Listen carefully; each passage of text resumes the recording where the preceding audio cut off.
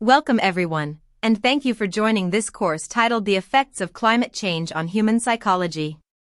This course is part of the NOW project, funded through the Erasmus Plus program of the European Union.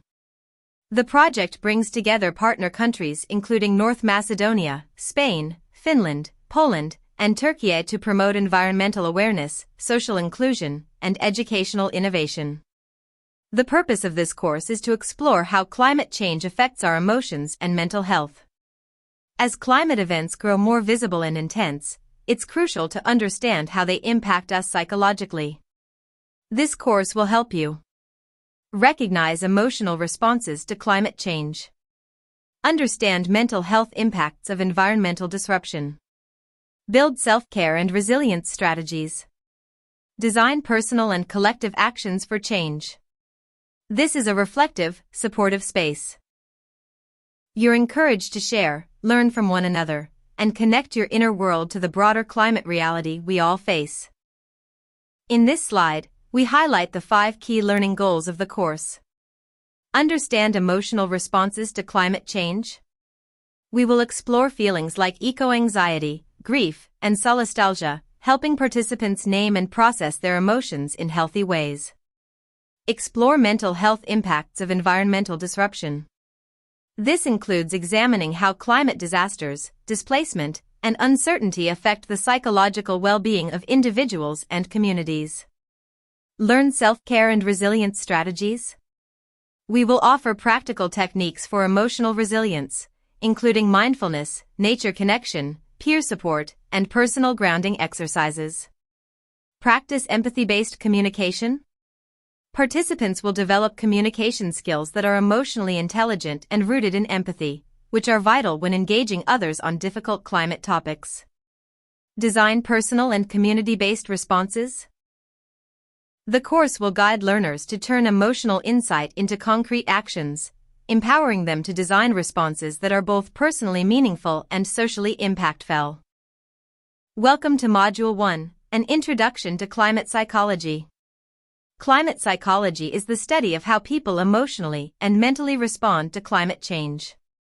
It helps us understand why we sometimes avoid, deny, or disengage from the issue even when we care deeply. These reactions aren't about apathy. They're often about fear, overwhelm, or a sense of powerlessness. We shut down not because we don't feel, but because we feel too much. In this module, we begin with awareness. How does climate change make you feel? What comes up? Anxiety, grief, frustration, numbness. It helps us understand why people sometimes turn away from the problem, through denial, avoidance, or emotional numbness, even when they know the science is real.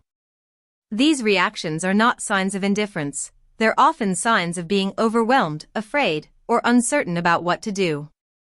By understanding these patterns, we can respond more compassionately to ourselves and to others, and learn how to stay engaged without burning out.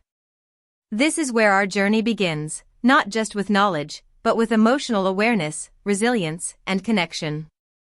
These feelings are important. They're part of the human experience. And if we can name them, we can begin to work with them, not against them. So take a breath. This course will guide you gently through understanding your own climate emotions and building the resilience to stay engaged. Reflective journal activity. This is your first reflective activity, a chance to explore your own emotional response to climate change. Take a moment to think about a recent news story, documentary, or event that touched you. Did it leave you feeling anxious? Angry? Grief-stricken? Or maybe numb or overwhelmed? Now, write about it. Just one paragraph is enough. Describe what you saw or heard. And then describe how it made you feel, in your body, your mind, your mood. There's no judgment here. This is your space to process. And if you feel comfortable, you can share your reflection in our learning group or online forum to support one another and feel less alone in these emotions. So, let's take a moment to pause and reflect. Think back to a recent climate-related event. Maybe it was something you saw on the news, a wildfire, a flood, or a protest. What did it stir in you? Was it anxiety? Sadness? Anger? Or maybe a sense of helplessness? Try to put those emotions into words. Don't worry about grammar or structure, just be honest. Your reflection is private unless you choose to share. If you'd like, you can post your thoughts in the course forum or your learning group. Often, just knowing that others feel the same way can be a powerful source of connection and support. Take your time. And remember, there are no wrong feelings here. Let's take a moment to listen to real emotions, real people, and their responses to climate change. 1. A 17-year-old student says, "Seeing the wildfires in Canada this summer really scared me. The skies turned orange in New York, and it felt like something out of a movie. I felt anxious and kind of numb. None of my friends really talked about it, which made me feel alone. I wanted to do something, post, share, protest, but I didn't know if it would help. I ended up drawing to process how overwhelmed I felt." 2. A middle school teacher shares. During a class discussion on extreme weather, a student asked, "Are we all going to die from climate change?" That moment shook me. I realized that students aren't just learning facts, they're feeling fear. I felt overwhelmed and underprepared. It made me rethink how I teach the topic. I started looking into ways to focus more on hope and action instead of just statistics and doom. 3. A parent of young children reflects. Watching news coverage about rising sea levels made me think about what kind of world my kids will grow up in. I felt a knot in my stomach, part guilt, part fear. I started wondering if I should move somewhere safer. But then I remembered that climate change is everywhere. It made me want to learn more, so I can at least help my children understand what's happening. 4. And a climate activist confesses. When I saw the oil spill in the Mediterranean, I felt deep anger. It wasn't just about the environment, it was about injustice. Local fishers lost everything, and the company got a fine and moved on. I felt burned out too, like nothing I do is ever enough. I ended up joining a climate grief circle online, and just talking to others helped me stay grounded. Each of these voices reminds us. Climate change is not just an environmental issue, it's an emotional one. And your story, your feelings, your voice, they matter too. Welcome to Module 2, Emotional Responses to Climate Change. In the last module, we explored how climate psychology helps us understand the mental and emotional dimensions of environmental change. Now, we're diving deeper into the emotions themselves. When we hear about rising sea levels, wildfires, or biodiversity loss, we don't just understand it intellectually. We feel it. And those feelings can be intense. This module introduces terms like eco-anxiety, the chronic worry about the planet's future. Climate grief, the sorrow we feel for what's already been lost. And solastalgia, the distress of seeing our home environment change. These emotional responses are not weaknesses. They're signs that we care, that we're connected. Recognizing and naming these feelings is the first step toward managing them and transforming them into strength, action, and empathy.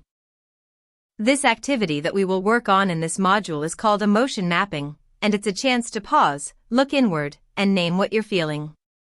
Start by thinking about a recent moment when climate change triggered an emotional response in you. Maybe you read an article, saw a video, or had a conversation that stuck with you. What emotion came up? Was it fear? Guilt? Anger? Sadness? Or something harder to name? In the worksheet, you'll write down one emotion and describe the situation where it appeared. That's it, no judgment, no overthinking. Just honesty. Later, if you feel comfortable, we'll come together in a short group discussion. How do we cope with these emotions? How do we move forward without shutting down? This is one of the most important steps in emotional resilience, recognizing what we feel, so we can learn how to support ourselves and others. Here's an example of an emotion mapping reflection. Emotion chosen here is anxiety. We begin with the situation. Last month, I watched a documentary about melting glaciers in Greenland. The visuals were powerful, huge chunks of ice crashing into the ocean. I felt a tightness in my chest and couldn't stop thinking about sea level rise. I imagined cities underwater, including my own hometown. That night, I couldn't sleep. The anxiety lingered for days, especially when more climate news came through my feed. The reflected coping response from this situation. I talked to a friend, and just hearing that I wasn't alone really helped. I also found a podcast that focused on climate solutions, not just problems. That gave me a bit of hope and helped shift my focus from fear to action. This kind of emotional journaling helps us move from reactive fear to empowered response. Module 3 introduces the mental health impacts of climate change, a crucial but often overlooked part of the conversation. As the climate crisis intensifies, it's not only ecosystems that are affected, but also our psychological well-being. Key points to remember. Trauma can occur after natural disasters like hurricanes, wildfires, or floods, especially if someone loses their home or community. Displacement leads to grief, instability, and identity disruption, particularly when tied to losing a familiar place. Uncertainty and chronic exposure to climate news can create anticipatory stress and persistent anxiety. This module will help you understand that climate emotions aren't just valid, they're expected. This sets the stage for resilience building and support strategies in the next module. Climate change doesn't just harm the planet, it affects our mental health too. Extreme weather events, like floods, fires, and droughts, can leave people traumatized. Imagine losing your home, your school, or your sense of safety overnight. That's not just a physical loss, it's a psychological one. Displacement causes grief, anxiety, and a loss of belonging. And even without direct experience, just seeing climate destruction in the news can lead to emotional exhaustion, fear, or numbness. Some groups are more vulnerable than others. Children who are still developing emotionally. Elderly people, who may already be facing isolation or health issues. And marginalized communities, who often lack access to mental health care and face greater climate risks. Understanding these impacts is essential. Because caring for mental health is part of caring for the Earth and for each other. The activities in Module 3 will allow you to step into the shoes and hearts of those directly affected by climate disasters. First, watch a short testimony from a climate survivor. Listen not just to what happened, but how it made them feel. Was there fear? Trauma? Guilt? Anger?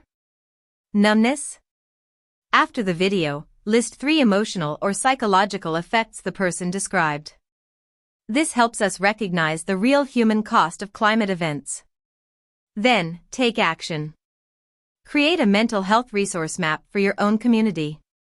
List local hotlines, support groups, or online services that could help someone coping with emotional distress after a disaster. You don't need to be a psychologist to make a difference, sometimes just knowing where to turn can change a life. These videos bring you face to face with the emotional reality of climate change. The stories are real human stories behind climate headlines. Ripple effect, trauma in the wake of climate change. This documentary explores the long-term psychological impact of floods in South Louisiana, and how trauma quietly lingers long after the water recedes. Watch on PBS. Climate and Culture, Stories of Survival, Resilience, and Renewal. This powerful film shows how communities around the world are transforming loss into renewal, highlighting cultural identity and human strength. Watch it on YouTube. Surviving Infernos and Floods, Life on the Frontline of the Climate Crisis. Hear from people who've lived through extreme wildfires and floods. These aren't just statistics, they're personal stories of loss, fear, survival, and adaptation. Also available on YouTube. Choose one that speaks to you. As you watch, listen not only to what happened, but how it felt. This is climate change, not in charts, but in voices and hearts. These stories are powerful tools to help learners connect emotionally and empathetically, and good lead into the mapping activity. The Mental Health Resource Map is a way to visualize support systems in a local or digital community. Here is a sample of Mental Health Resource Map, and it's something you can build for your school, your community, or even your family. When a climate event or emotional crisis happens, knowing where to turn makes all the difference. Start simple. Include resources like a local crisis counseling center, a peer support group or school psychologist, a national mental health helpline, even online therapy platforms or support communities on Zoom. You can build this visually with Canva, Google Maps, or just a sketch on paper. The important part is knowing that support exists and making it easier for others to find it too. Because emotional preparedness is climate preparedness. Module 4 shifts from emotional awareness to emotional strength. After exploring heavy topics like climate grief and anxiety, this module provides a hopeful, practical toolkit. So welcome to Module 4, where we move from emotion to strength. So far, we've explored how climate change can make us feel anxious, overwhelmed, or even heartbroken. Now, we ask, how do we stay emotionally engaged without being consumed by fear or despair? The answer is psychological resilience. Resilience doesn't mean avoiding emotions. It means learning to live with them, to feel deeply and still move forward. In this module, you'll explore 3 core strategies for building resilience. Mindfulness, simple practices like deep breathing or meditation help calm the mind and body. Connection to nature, even short, quiet moments in nature can restore our sense of balance. Community support, whether it's a friend, a circle, or a classroom, sharing the emotional load helps us carry it longer. Resilience is a skill, one you can practice, strengthen, and share with others. This module is about replenishing your emotional energy, so that you don't just care about the planet, you care for yourself, too. Now think, what already helps you feel stronger during difficult times? Let's take a moment to breathe, to pause, and to ground ourselves. You're invited now to close your eyes or soften your gaze and listen to a short meditation called Grounding in a Warming World. Feel your feet on the floor, your breath moving in and out. Imagine the earth beneath you as solid, steady, holding you. Even in a changing world, you are grounded. Now, let's shift to your resilience toolkit. This is your personal space to write down what helps you cope, what brings you back to center. Start with a calming activity like walking, music, drawing. A support person, someone who listens and cares. A grounding technique like breathing, stretching, or nature time. These tools are small but powerful. They don't solve climate change, but they help you stay present, steady, and ready to act. Take your time. Your resilience matters. Let's bring everything together now: reflection, restoration, and readiness. Begin by finding a quiet space. Take 5 minutes for a guided meditation called Grounding in a Warming World. You can use Insight Timer, Calm, or YouTube, or just sit quietly, breathing deeply. Once you feel centered, open your resilience toolkit. Write down 3 things. A calming activity that works for you, maybe drawing, walking, or listening to rain sounds. A support person, someone who listens without judgment, like a friend, teacher, or family member. A grounding technique, like the 5-4-3-2-1 method. Notice 5 things you can see. 4 you can touch. 3 you can hear. 2 you can smell. And 1 you can taste. These tools are yours to return to anytime the world feels too heavy. Your emotional strength is part of your climate strength. Let's review the key activities and assignments from the course. Throughout the modules, you've been invited to reflect, explore, and express. Here's a quick summary. Reflective journal, capturing your emotional reactions to climate news or events. Emotion mapping worksheet, identifying your emotions and the situations behind them. Video reflection, observing emotional impacts in survivor stories and linking them to mental health themes. Resilience toolkit, building a personal guide for coping with climate emotions. And finally, your final project. This can take many forms. A personal essay. A group discussion summary. A visual poster. Even a short audio or video response. What matters most is that it connects your emotional insight with a vision for action, understanding, or support. This is your chance to turn reflection into resilience. This course invites deep reflection, and that means protecting your emotional well-being is just as important as completing the content. Here are some gentle reminders. Take breaks when needed. If something feels heavy, step away. Breathe. Return when you're ready. Only share what feels safe. You are never required to share more than you're comfortable with. Your story is yours to hold. Support others in discussions. Listen with empathy. Be present. A single kind response can mean everything to someone opening up. Reflect regularly, whether through journaling or quiet time. Make space to check in with yourself. This is emotional work, and that means it deserves care. You don't have to carry it all alone, and you don't have to rush. Learning, healing, and resilience take time. Thank you for being here, truly. This course wasn't just about climate change. It was about how it feels to live in a warming world. It was about your emotions, your resilience, your voice. You've reflected. You've listened. You've faced difficult truths and explored tools to stay strong through them.